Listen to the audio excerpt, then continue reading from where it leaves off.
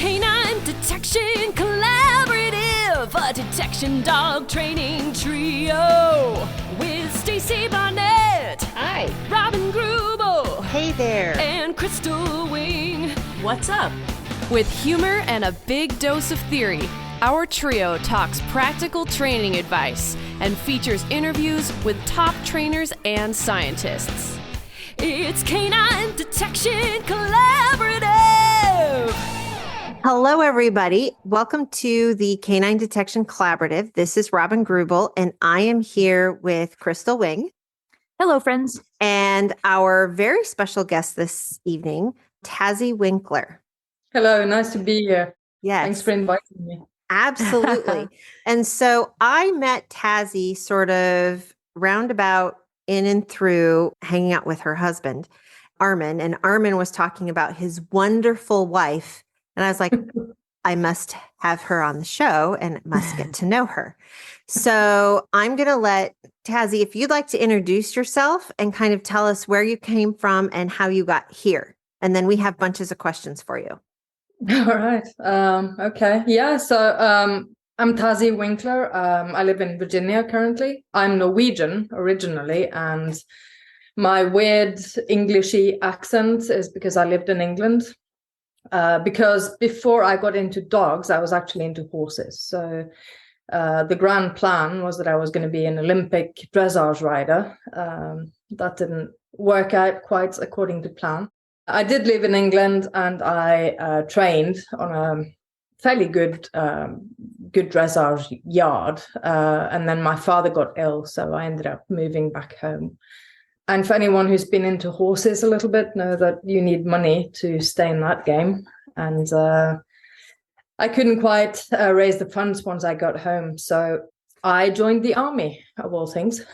And through the army, I got interested in the dog platoon that was with the military police. So I realized that there's really no way I can get into this dog platoon without the right coursing and so on and so forth. So the next best thing was to do search and rescue work. So I went out and got myself a puppy. Very, very stupid, had no clue whatsoever what I was doing. And it was a Doberman. And so I went out, got this puppy, and figured this will be a search and rescue dog. Then I showed up for the puppy course, and it really didn't go frightfully well. My dog was super distracted, super reactive to other dogs. It was just a complete shit show, excuse my French.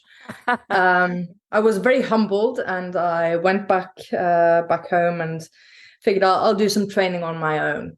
And it's kind of funny looking back now, because I wrote training diaries from the get-go and trying to do article searches and such, and having absolutely no clue. So I wrote one of the early days, well, I can get him to find the articles. How do I get him to bring them to me? So like that was the level I was at, absolutely clueless. But yeah, that's how I got into dogs, really.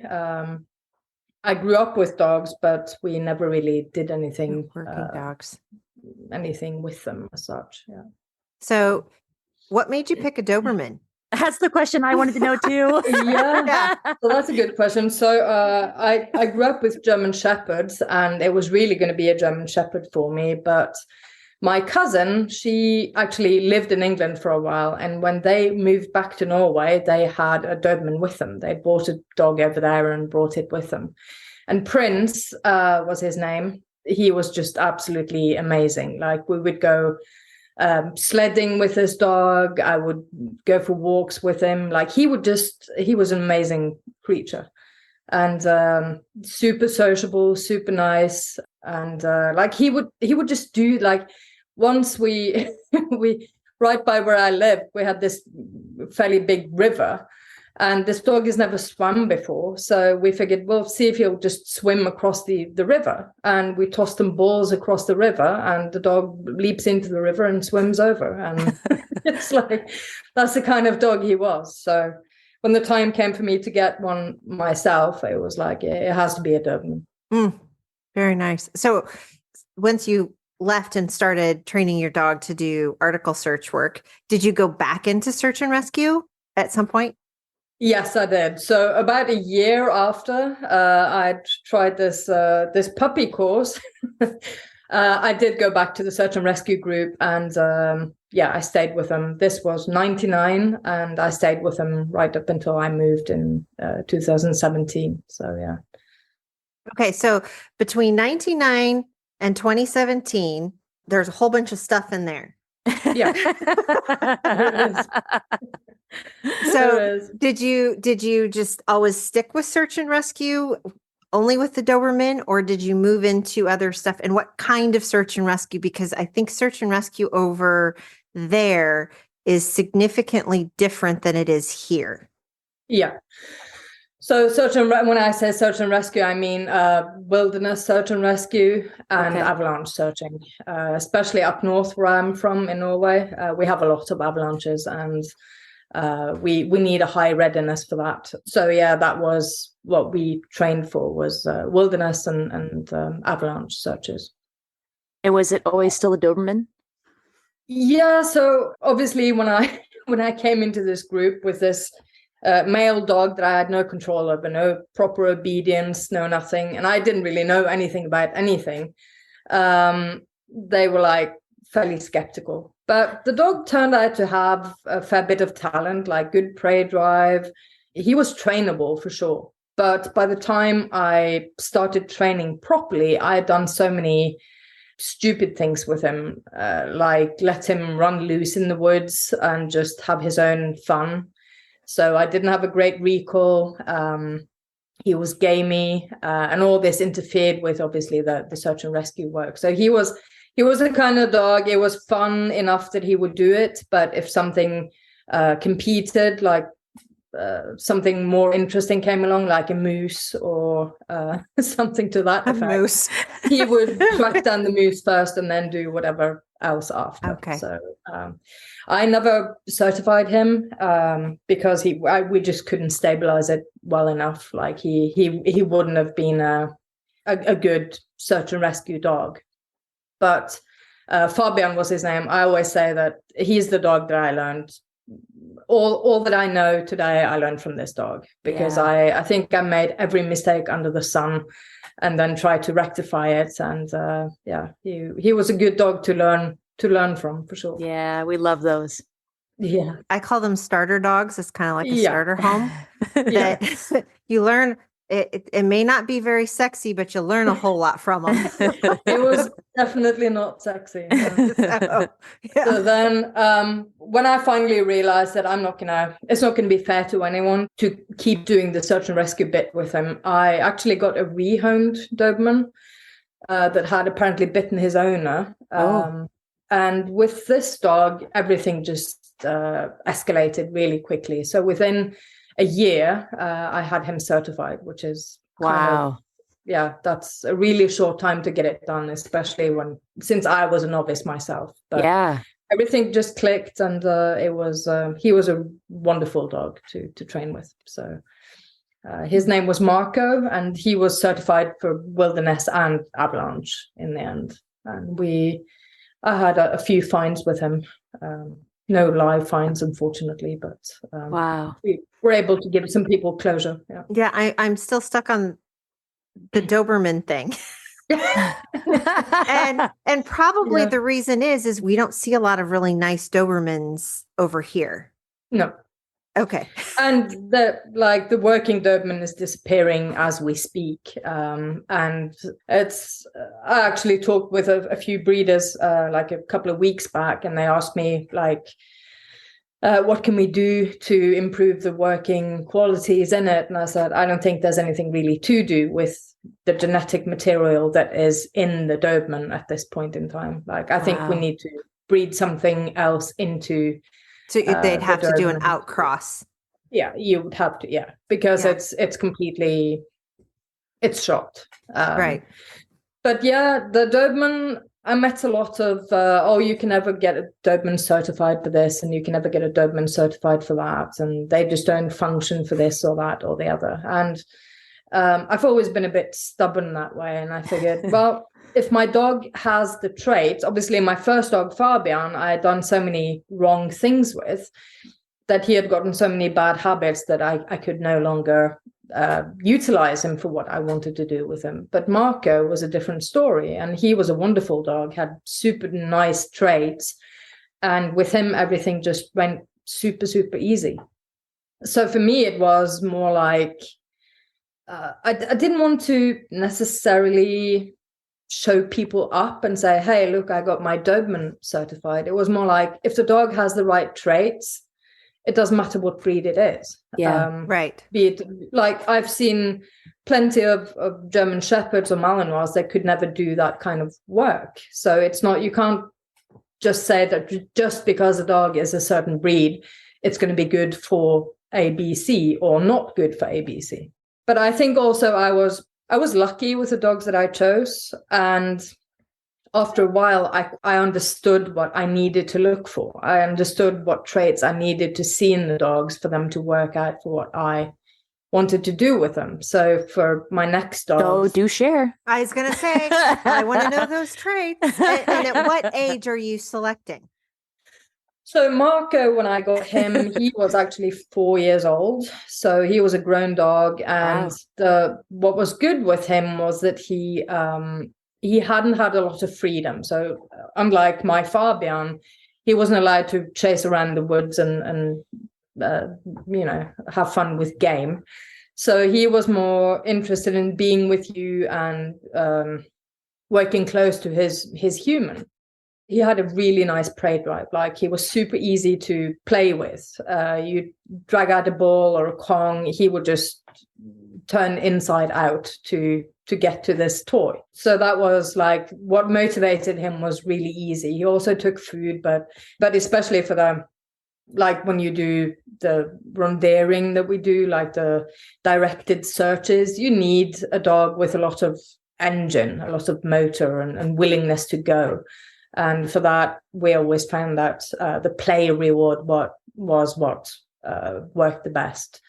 So he would basically sell his grandma for a Kong. And he was sociable, not like what I call slutty, that he didn't need to run up to people and say hi, but he was sociable in that he didn't mind strangers walking over to him and touching him. He was fairly neutral to other dogs, which also helped. Obviously, sometimes you need to work with other teams, and he didn't really care about other dogs so much. That was something that was sort of a luxury for me. And he was just, how do I explain it? Like, he had fun just working together with you, I think, is like he liked to interact. He liked to do stuff with his mom. And I think that's really what you need in a good dog for search and rescue. Obviously you'll need like what they call good nerve. Like, they need to be able to go in a helicopter and come out and do searches right after, so they can't be totally unnerved by loud noises or tight spaces, heights, darkness, and so on and so forth. But I think a lot of it is like, if a dog has good drive, or if a dog is easy to motivate, let's say it that way, then you can overcome a lot of things that you wouldn't necessarily want to see in a dog. The willingness to play, the motivation for toys, and his sociability, or neutralness, I should say, was the most important things I looked for. Was it only search and rescue with dogs that you did while you were over there, or did you branch out into other things? Yeah, no. So like I said, I was in the army. I worked in the army. I did lower officers training, and I worked in the army. And then I sort of realized that I'm not going to get this position with a dog platoon. That was my big dream, right? Because you need the right connections. There was a course at the centralized dog school that I needed to have that I didn't have. So I was sort of giving up on that dream. And then I figured I need to do something with my life. So I applied for a Russian course with a Norwegian intelligence. And I actually got in for some peculiar reason. And then they told me that they couldn't accommodate my dogs. So I turned this course down. And everyone around me were like, are you absolutely in? Do you know what you just turned down? And I'm like, well, I can't go without my dogs. So that's that. So next year rolls around. And as I always did, I applied again for this dog platoon position. Then they call me from the Russian course and they go, we have now rented a flat for you and your dogs.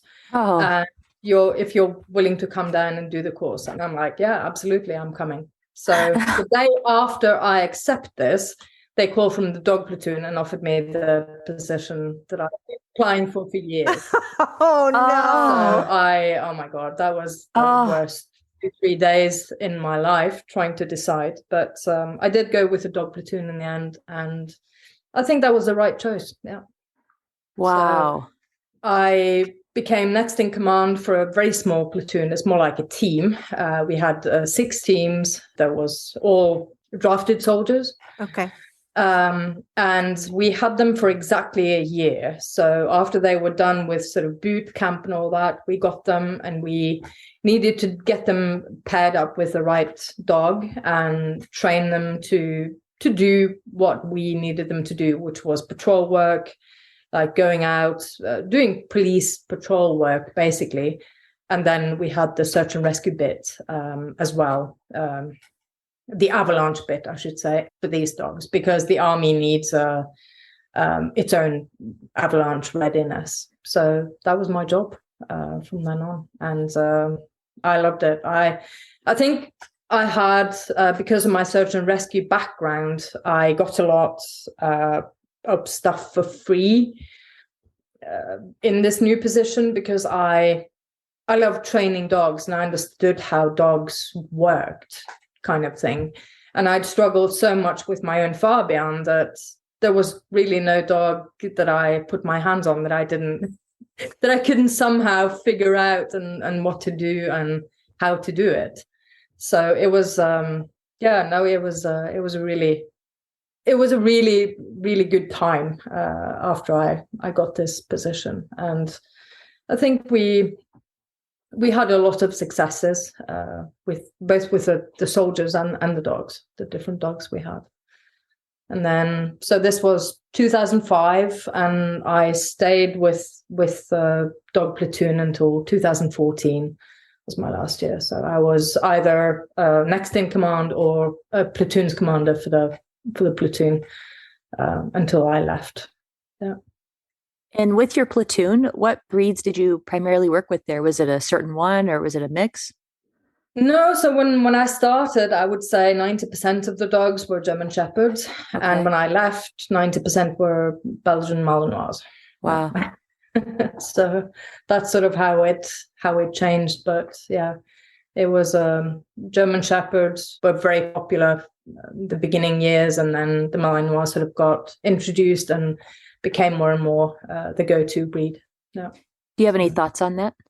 I think the German Shepherd is, for us, we obviously had several handlers come in and have to handle the same dog over and over. I think the German Shepherd as a soldier is kind of unique. Like they are very accepting. Once they bond, they do really, really well with whoever they are bonded with. And they're easy to motivate, easy to, obviously if you have the right individuals, but they're easy to work with. They can have some issues like dog aggression or dog reactivity, that kind of stuff that you don't see so much with the Malinois. But I think overall, the German Shepherd is a very good dog for that kind of work, especially if you have to change handlers and have new handlers come in and take over. So, yeah. So most dogs then wouldn't keep the same handler for more than like a year or two, or? A year, yeah. A year, wow, okay. Yeah. Wow, that's a lot of rotating through. Yes. That's a lot of new handlers all the time. It is, absolutely. And what I found was that the better, obviously, the dog knew his skills, the easier it was for the dog and for the handler, the new handler, to take over. So it was always a big goal of mine to get the dogs to the absolute top-notch level, so that we could do our jobs basically when, like, in the real life scenarios that we had to solve. Yeah. So in all of the handlers that you and trainers, I'm sure that you saw, what's some of the characteristics that really you would see out of the human side that helped them be the most successful?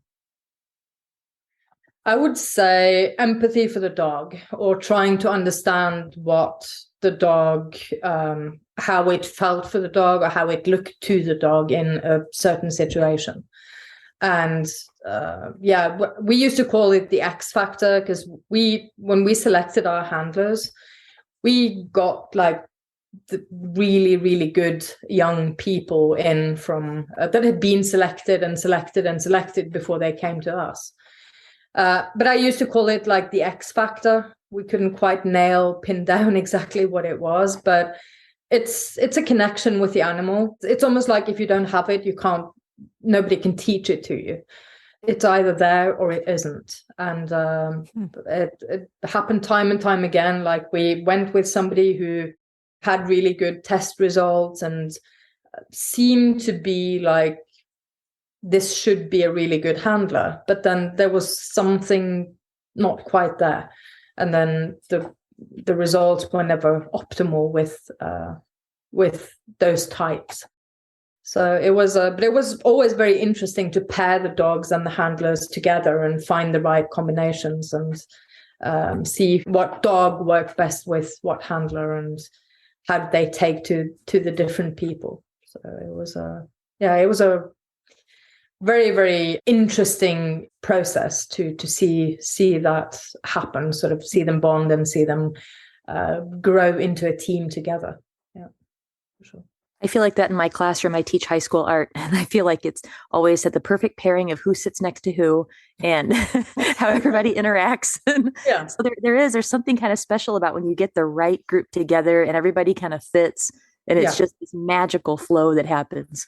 Absolutely. Yeah. There's something about that that's so beautiful. Yeah, it is. And it's so rewarding when you're the instructor or when you're in charge of this group to see everything actually flowing the way it should. And it's a beautiful thing. It's one of the things I really do miss from my job is exactly that interaction with the dogs and the handlers to make everything flow. Yeah. So what do you do now? So what do I do now? So 2014, you retired. Mm-hmm. And then what'd you do? Okay. So we got to go. I'm anal. We have to do the chronological thing, right? All right. So, like I said, I started in the dog platoon or the K9 platoon in 2005. 2010, we had a couple of incidents. 2009, 2010, we had a couple of incidents with NATO forces that were really dangerous. Like, the dogs should have engaged and they didn't. So Norway doesn't really have a lot of tradition for bite work. Neither does Sweden, neither does Denmark. And I was all over the place trying to find people that could help out with this. Why don't the dogs engage? Why don't they bite? What do we need to do? And so on and so forth. And what I found really was sort of the sport people. They had their explanations for things. And then we had the old school boys from the military system that, the dog will bite when it feels threatened. And no, it won't. Like, we've seen that now. And my soldiers almost got their heads bashed in. So how about we just take my word for it? They don't bite. We need to do something about this. And then I was also at the same time looking for my next patrol dog, and I wanted to buy a puppy. So I was all over looking for good combinations. This was going to be a Doberman, of course. I got in touch with this breeder who lived in Denmark, but she is from the US. And I found some articles on her website, and I was like, wow, if I could train with this person, then that would just be like, everything sort of went like all my questions that I had about nerve and about drives and about all the things that nobody seemed to be able to explain to me in Scandinavia, for sure, just sort of fell into place after reading his articles. And I was like, wow, this is just absolutely amazing. But I figured, my luck, he's probably dead, or if he's alive, then, he's never going to want to train with some nitwit from Norway. Like, who am I in the grand scheme of things? But Lisa, the breeder, she actually knew him, and she said, well, I'm going over to do some training with him. So do you want to come? I'm like, hell yes. Long story short, I fell off a ladder and punctured my lung so I couldn't fly. So I ended up going on a course with Armin. Okay. In April the following year. And the rest is kind of history. Fantastic. Wow. And so you ended up then, how'd you guys end up in Virginia? So Armin lived in Virginia. Okay. He's been here. He's run his company here for 17, 18 years now. Okay. So the course that I came on was only 6 days. But then I brought him over to Norway for a seminar for the army, and it sort of just went from there. We did sports seminars together. I brought him over to Europe. He did sports seminars there, and seminars for the home guard and for the army. He provided a couple of dogs for our quick reaction force team that we established later on. He helped out with some of the detection dogs we had that we struggled with. He became a big resource for us, for sure. Excellent. So then you moved. Did you bring any Dobermans with you when you came to the US? Yes, I did. So actually, if you search for it, I did bring 2 of them. I brought Condor, who was my patrol dog to be, and Cuba, she was a certified patrol dog at the time. And on the way back, Condor managed to get out of his crate on the airport and got lost on the tarmac. So if you search for it to this day, you'll find a military dog lost at Dulles or escaped at Dulles. It was all over the news. And it was the worst 24 hours of my life because they wouldn't let me search for him. It was like, well, you lost your dog. That's tough shit. No. And I'm like, well, I have to be able to search for him. No, there was no way.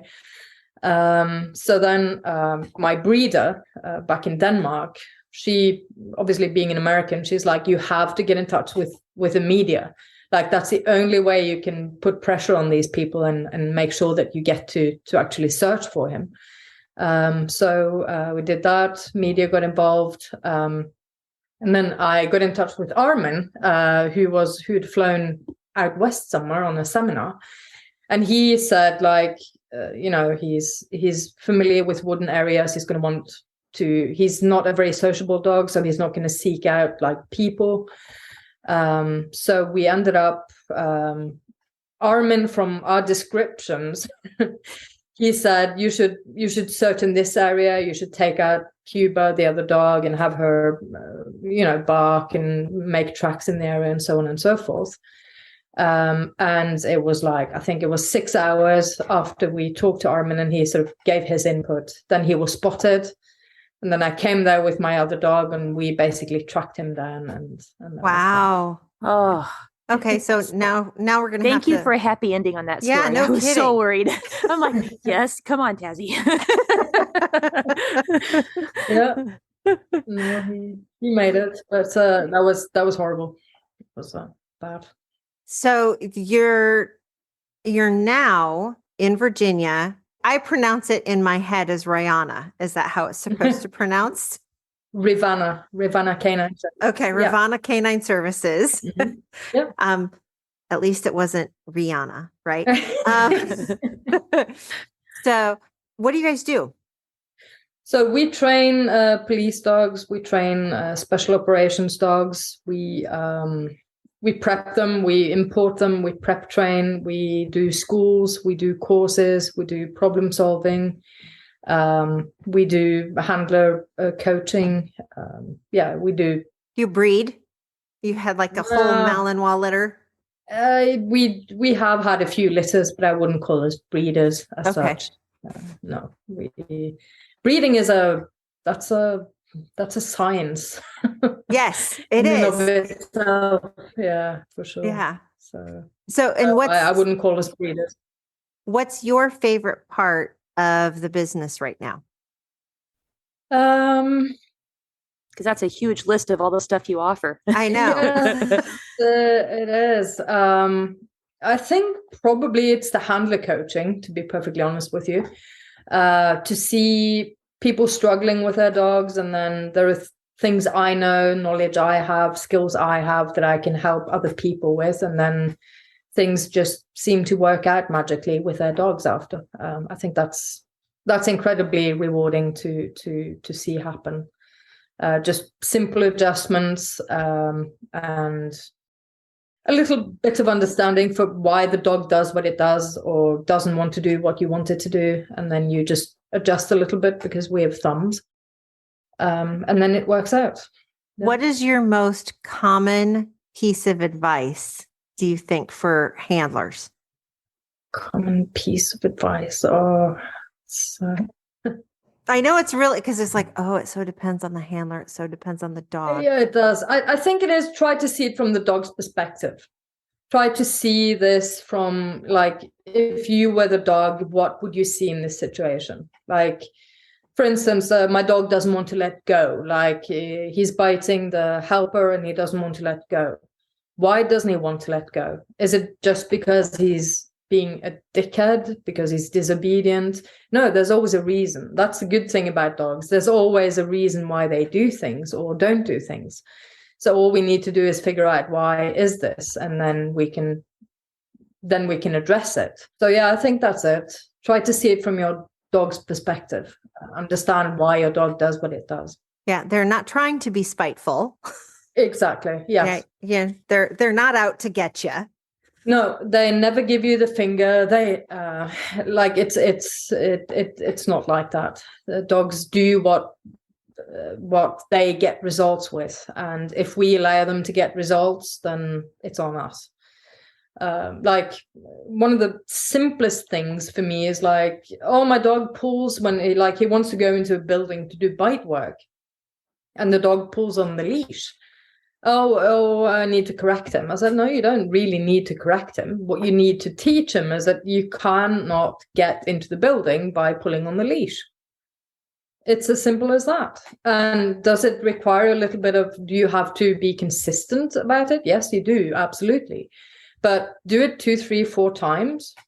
The dog's going to walk on a slack leash because he knows that that's the only way I can get to what I want.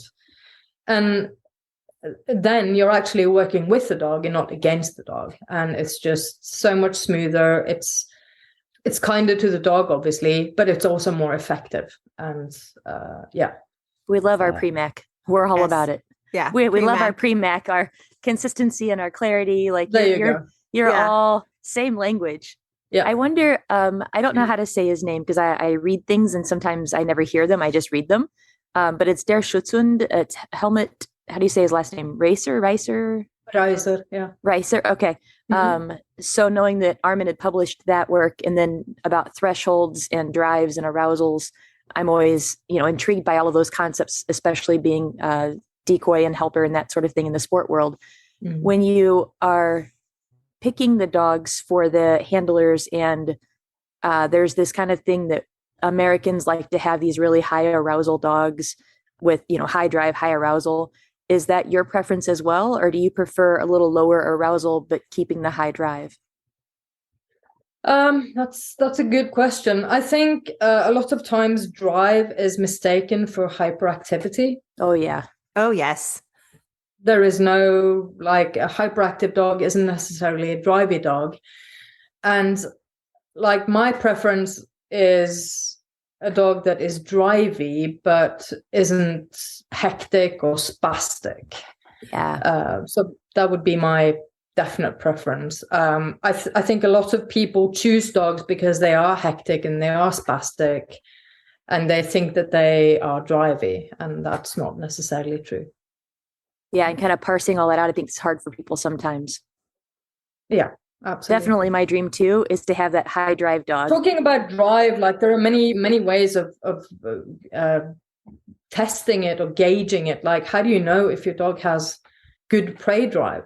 One of the things that I learned from the course that I came over here to do with Armin in 2010, I was really proud of my dogs and their environmental stability. Like, they were super stable in different environments, height. Like, you couldn't really shake them in any way, shape, or form. And then Armin had me jump them up on a table that was sort of wiggly, and he presented the Kong to them, which they would normally just go for. And, you know, they love their Kong, they love their ball.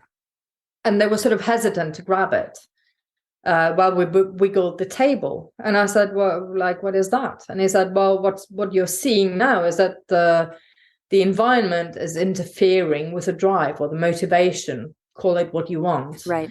And a dog that isn't willing to take the toy in an environment like that isn't going to be willing to search for it. And it just made so much sense to me. Yes. It's like, yeah, absolutely. Like, if a dog is sort of freaked out by what is happening, he's not going to go into search mode. Why would he?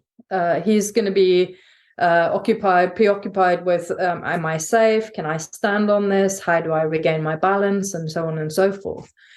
So that was sort of big thing for me, to actually test the dog's drive in environments where they weren't altogether comfortable, to see how strong really is the drive, how much are they willing to overcome to possess what they what it is that we're using as a motivator or a toy. And that was a completely different way of looking at it than anything I had done before. And I think, like, today when I speak, especially in the Doberman community, people tell me, oh, he's so drivey. And it's like, well, okay, so let's do that simple little test. Jump him on a table, wiggle it, and then present a ball. If the dog doesn't take the ball, he's not superbly drivey. Or he may be very drivey, but then he's not stable enough environmentally that you can actually utilize that drive to do anything in real life. Yeah, all the different levels that like in Der Schutzhund, and they talk about all the different things you really have to be able to test. You can't just look at one thing. You have to look at all of them and test all of them and the thresholds of all of them. That was such a game changer for me, to start to really break all of that down and think about it individually. And I love the example you just gave, because I don't think a lot of people either know that or recognize it, or it's just not is something I think is familiar for search dogs or even like nose work dogs. And so if you're selecting that dog, those are things you want. Yeah, absolutely. Yeah, you need to have like a motivator established, right, and all that. Obviously, yeah, for sure. So it's not something I do with a puppy. Yeah. What do you do with a puppy? Simple stuff like rag work, tossing a ball, see if the dog is willing to bring it back or like naturally, or does it need coaxing? Some dogs just want to play keep away and have it to themselves, and all that is fine as long as the dog likes the object. It's just there are different ways of training these dogs. Like a dog that naturally brings stuff back to you and wants to keep going is maybe the easiest dog to train, whereas a dog that wants to play keep away and doesn't want to share the toy with you, right. You have to put a long line on, just reel him in and teach him over time that, it is positive to come back in, and I'm not going to take the toy from you, and just establish that as a habit instead of whatever the dog wants to do naturally. So I just I think in a puppy, I look for what's going to take the least amount of manipulation from me to get to where I want to be. So bringing back the ball, for instance, is sort of a luxury thing, which I personally like. I know how to train the other, but if I'm given the two options, then I know what I'm going to pick for myself, for sure. It's funny. I picked out my little British lab last year. And the breeder, he literally set two puppies on the ground and said, pick. And he comes back like 30 seconds later. And I'm like, I want this one.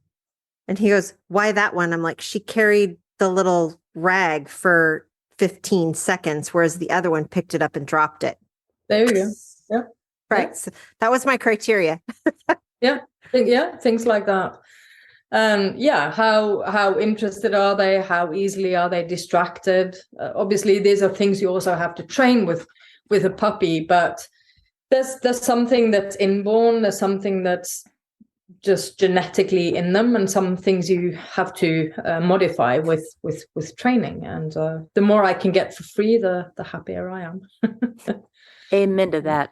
Absolutely. I've had enough independent dogs right now. Don't need any more of those. Oh. And I think like that's one of the things that I learned from my old Fabian, was that with some dogs, you come to the point of no return. Like for him, for instance, with a recall, I could never quite get it as stable as I wanted it. So when some distractions came into the picture, he would actually not listen to me, and he would choose that distraction over me. Well, for a dog that you need to work in real life and you have to depend on, you can't really have that.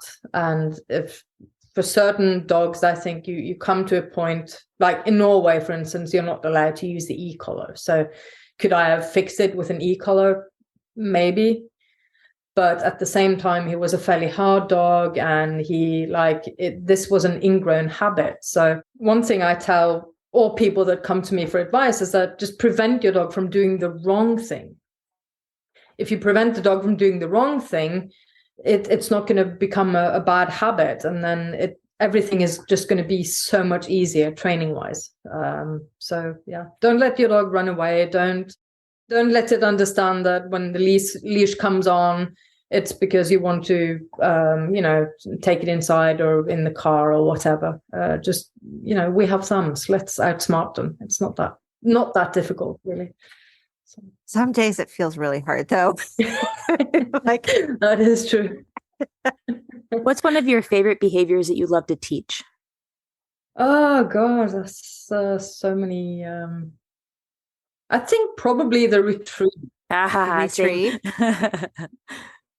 Yeah, the retrieve. Like for a dog that doesn't naturally retrieve, it's very interesting to see the different pieces come together. Like I use shaping a lot of the time for teaching new things. And for a dog that doesn't naturally want to bring new things, it's very, very interesting to see the retrieve come together with the backwards chaining when you chain the exercise together at the end, and so on and so forth. So, yeah. I so want to train with you, just so you know. Yeah. I once said, like with Marco that I had, it was kind of funny because they said, well, you need to do some obedience, like just showings with them.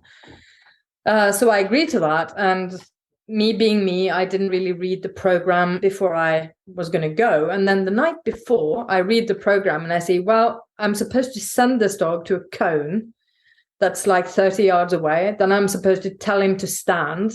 And then he's supposed to stand there for 3 seconds. And then I'm going to call him back to me. And Marco had never seen a cone in his life. I'm like, okay, so out. And we did. And I actually timed it. It took 8 minutes from Marco has never seen a cone until I had chained the entire exercise together. Nice. And on the competition the day after, he did perfectly on that. And then he blew the down in motion instead. Oh, Marco. Yeah. What were you thinking? I did the, I forgot to tell you that. So one of the things I tried to remedy the whole Fabian situation was that I got into clicker training. Through the search and rescue, there was an instructor, a young instructor, that had started his own company in Norway. And so I went and trained with them from 2004 on. And I think it was 2006 when I did like the instructor's course with them.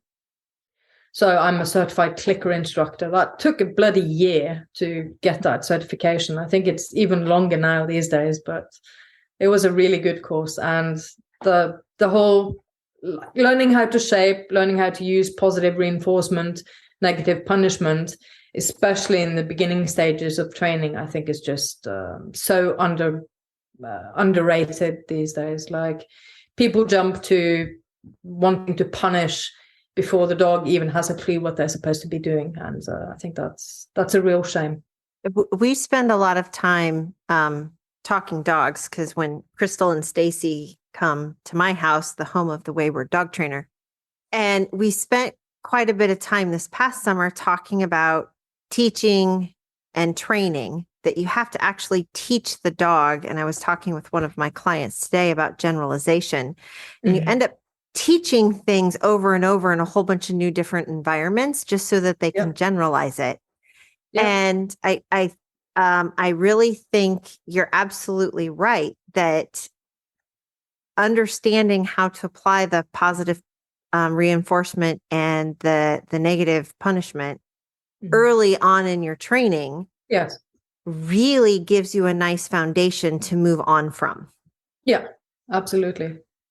Well, like you said, people want to go to punishment because it's something that once we do something, we then want to continue down the path of what we know.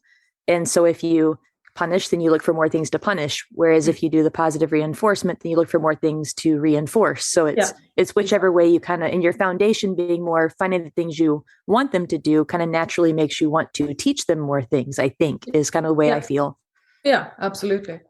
Like I've worked a lot with reactive dogs, like pets that react to people and other dogs and whatnot. And like, you can't punish that out of a dog. It's about what the dog sees and how the dog perceives that situation. And the reason why they act out is because they are fearful somehow or worried about something. That's not going to be remedied with punishment. So like, how can that be so difficult to understand? I just don't get it. Yeah.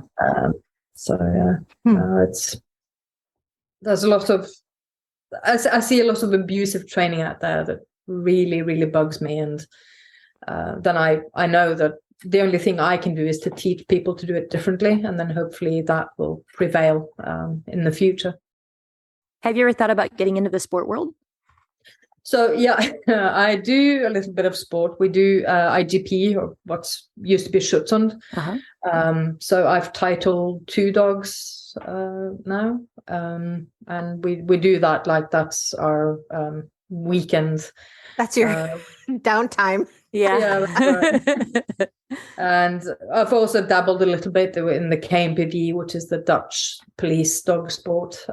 A lot of the dogs that we import for police work are from that particular sport program. So it's a very long, very complicated program, and it's also it's interesting. Like, it has many different aspects to it. So it's kind of a fun program to train.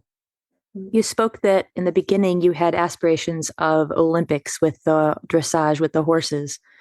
Do you feel like you could transfer that Olympic kind of mentality to the dog sport world? Or do you have that same kind of like, I want to be the best at something, in like sport or training, or where do you feel like you put that drive?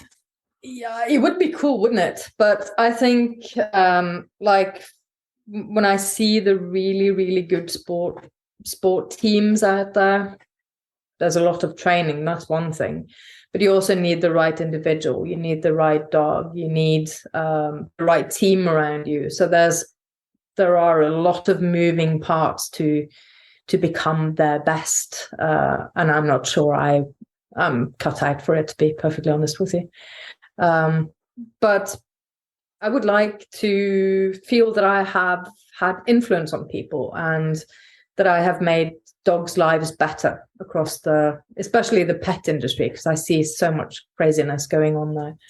So if I can do that, then that would be, that would be like my Olympics these days. I love it. Like, I'm working a little bit with shelters now, and help the shelters when they get reactive dogs in, and bring the dogs to me, and I do training, and then we try to find new homes for them. And it's like, I'm at the point where I'm never going to buy a puppy again. Next dog I'm getting is from a shelter. Yeah. And I wish that were true for all people, unless you have a very, very specific thing you need to do with a dog. Like, like if you're looking for a companion, go to the nearest shelter and find your new companion. Like, there are so many dogs that need new homes and need a connection with a human being. I totally agree. I think that would mean a lot more to me than standing on a podium these days. Do you offer classes, or I mean, you said you guys offer private coaching. Is the best way for people to find you on the website or Facebook page or what? I actually just started or made my own LLC. So it's called Empathic Dog Training Academy. I don't have a website as of yet, but if you go to the Rivanna K9 Services, then you'll find info on it.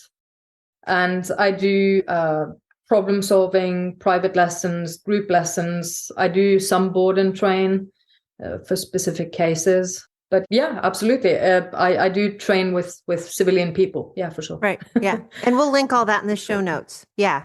To take all the years of expertise of all the working dogs and to bring that back home or I guess here to the States. To us. Yes. And be able to transfer that to the pet world is such a gift that you're giving so many people. I so much kudos to you. We need more Tazzies in the world. Absolutely. Thank you. Yeah, no, I think it sort of stems from my own experiences with Fabian, the very beginning, how frustrated I was, how afraid I was that he should do something that he should bite someone or harm someone or run off and never come back. The dogs mean so much to us, and having a relationship with them that works is super important. And I just want to help people get there with their dogs so that people can be happy and dogs can be happy. It sounds a bit like, it sounds a bit silly, but that's really I just want to see people happy with their dogs and the dogs be happy as well. You are in good company here, friend. Yes, absolutely. Yes. So typically we ask our guests at the end of the show, if you were going to give one piece of knowledge to your younger self, or you want to impart a piece of knowledge along to us in the audience, what would that be? Well, I think I'd say don't wait until you're good at something. Just go for it. Start doing it now, and then you'll get good down the line. I've had a lot of I'm not good enough to help people with such and such, and I don't have enough experience, or I don't have blah, blah, blah. But I think if you have the right intentions and you have some skills and some knowledge, then start doing what you want to do. And then with practice and with more experience, you will get good. So just go for it. Yeah, I think that's it. I like just that. Go for it. Just go for it. I love it. I love it too. I think some of the takeaways that I've taken from just getting this little chat with you, besides that I have to go train with you at some point. It has to happen. This is going to happen. It has to. I'm thinking back to when you said the least amount of manipulation for me to get the behaviors that I desire. Mm-hmm. And I really appreciated that. And the whole fact that your company is empathic, it is, there's so much empathy, there's so much care, and I feel it just oozing. It's all about that relationship and that connection. I'm in love. It really is. And I struggled finding a good name. I went through so many names, and then in the end it has to say something about empathy, mm-hmm. because it is so important. And to me, I can't say that out loud, but I really care more for the dog than the owner. Mm-hmm. But if the owner isn't happy, neither is the dog going to be. So it's super important to have empathy for the owner as well.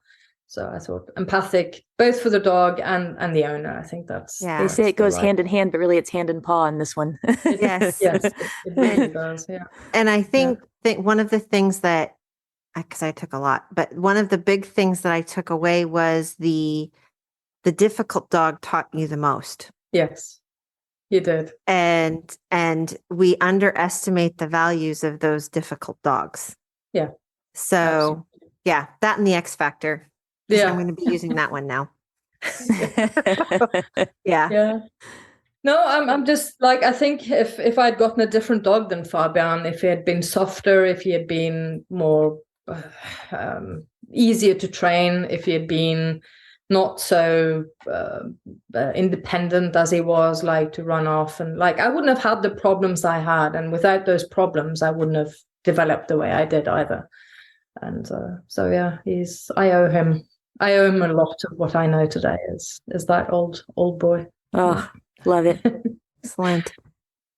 Thank you so much for spending this time with us, and we hope you will do it again. Yeah, absolutely. I had a super nice time, and thank you for having me. And yeah. Everybody, check out all of the links in the show notes. That's where you can find Tazzie. And make sure to check out the Facebook page for some of our newest engagement options for you to give us your opinions on things. Have a great time and go train. Canine Detection Collaborative! We appreciate the time you spend with us. If you liked this episode, not only should you follow us so you don't miss the next one, but please also rate and review us in your favorite podcast app. For info on collaborating with us, go to K9DetectionCollaborative.com. That's K9DetectionCollaborative.com, where you can find our socials and pick up our latest monthly freebie. Join us again to talk training in the next episode.